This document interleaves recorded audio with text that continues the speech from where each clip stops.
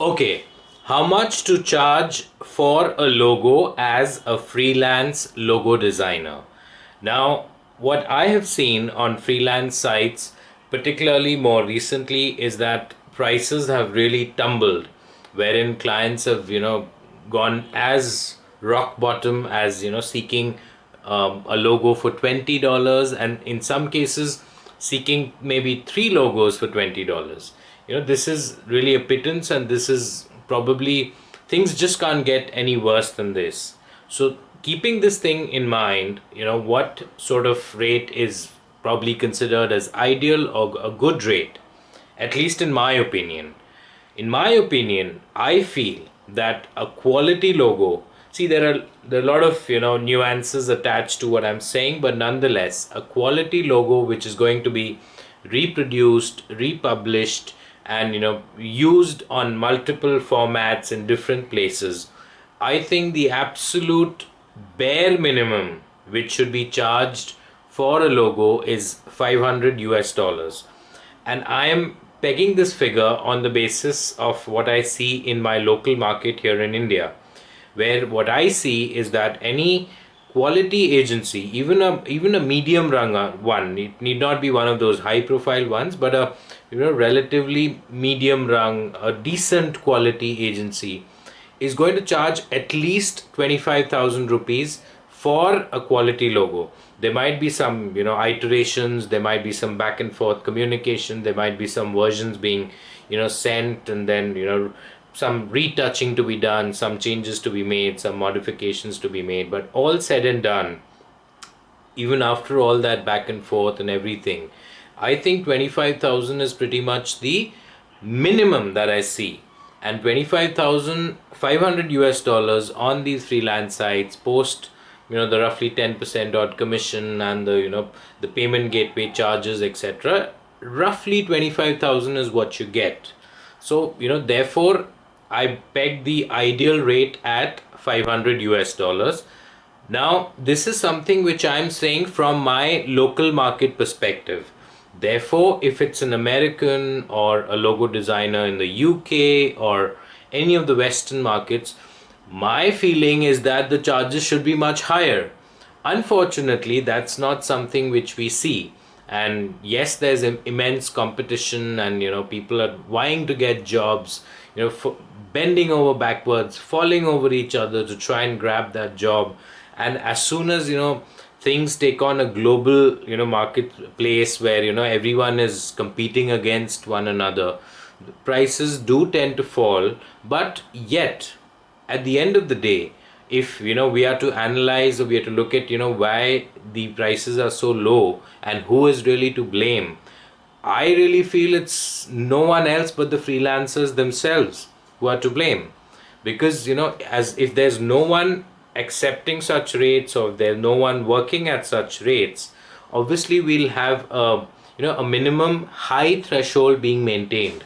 But that is not happening because freelancers, whether out of choice or out of compulsion, those same routine complaints of I need bills need to be paid, I need to have work, I need to get some money rather than having no money.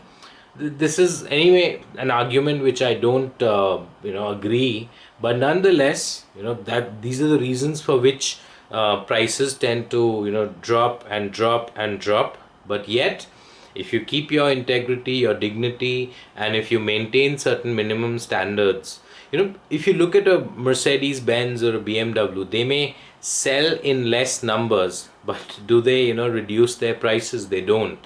The very fact that they are priced premium, there's a certain prestige, there's a certain status symbol attached to them, which one cannot ignore at all.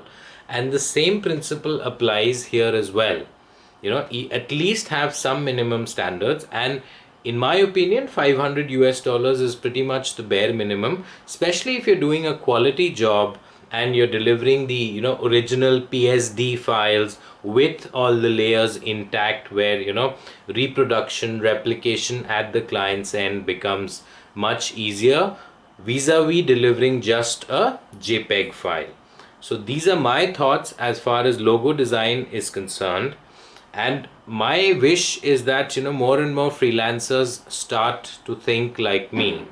A simple example, if you can see the white, the dragon design on my t-shirt, I don't think this is, if suppose this is a vision that I had, nothing on, nothing on paper or on any, surface, but this is just a thought, an idea which I had as a client, and I expected a freelance designer to replicate something on these lines. My personal opinion is that this is not a very easy design to replicate. So that is the case, you need to charge accordingly.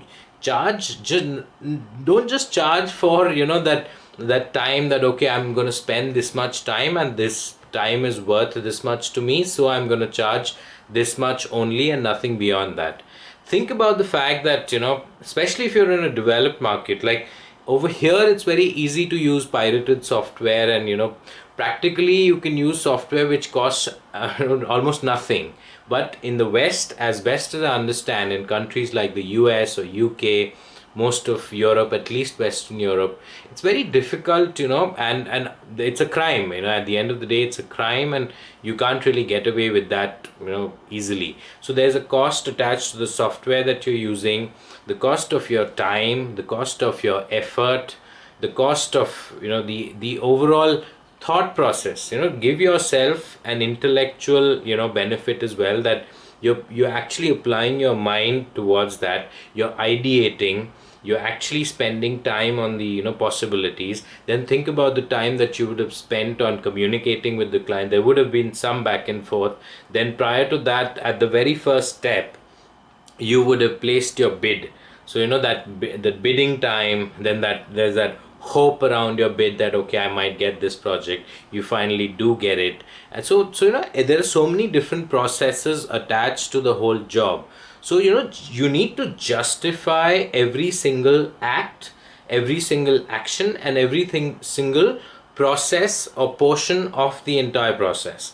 So keeping that in mind, again, this is something which the figure which I'm quoting, there's nothing hard and fast to it. There are, especially on the upper side, I've seen logos which are worth millions of dollars. I've seen here in India, as not, I don't even need to look at my other markets where clients have paid millions of dollars worth in Indian rupees for the logos that they've, got done.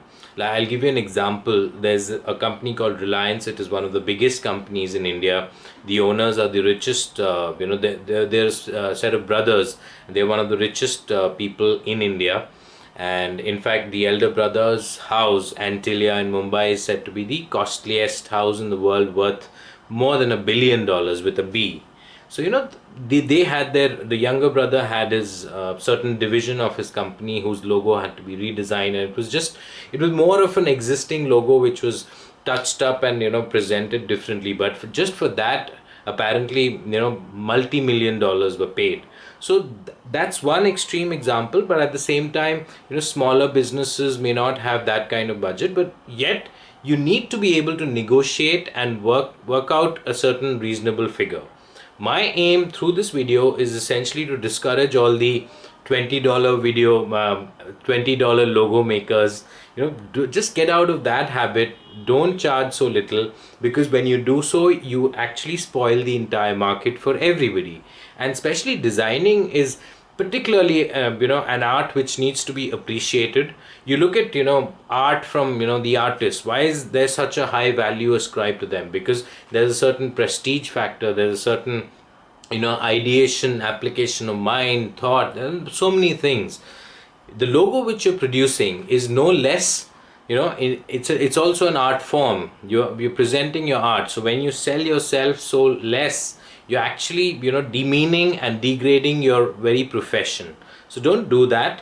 Charge as high as possible. When clients are very rigid on lower budgets, try and explain to them. Often I feel that freelancer, and this doesn't apply only to logo design, it applies to practically every other aspect or realm of freelancing as well, where freelancers are ready to work at whatever ridiculous budgets clients may state. That's not the right approach. The right approach is where you negotiate and you convince clients that okay, the budget that you're stating is not ideal, it's not feasible, But this is the budget which I'm suggesting, and these are the reasons for which I feel the budget that I'm suggesting is feasible, is rational, is logical, so take the client through those steps.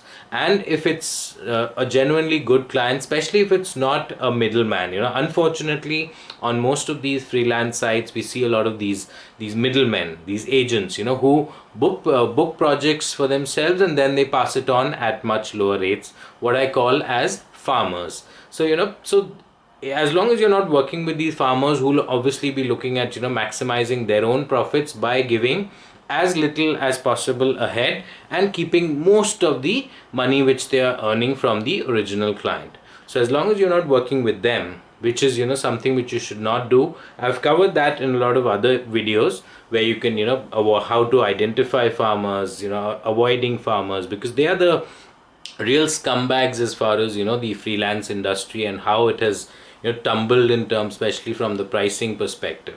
And you should avoid them like the plague. So that being the case, as far as logo design is concerned, I really would reiterate that $500 is a minimum threshold which you should look at. And if that is not working out, at least somewhere in multiples of hundreds is one thing which I definitely say is the absolute minimum that you should look at. So cheers on that note.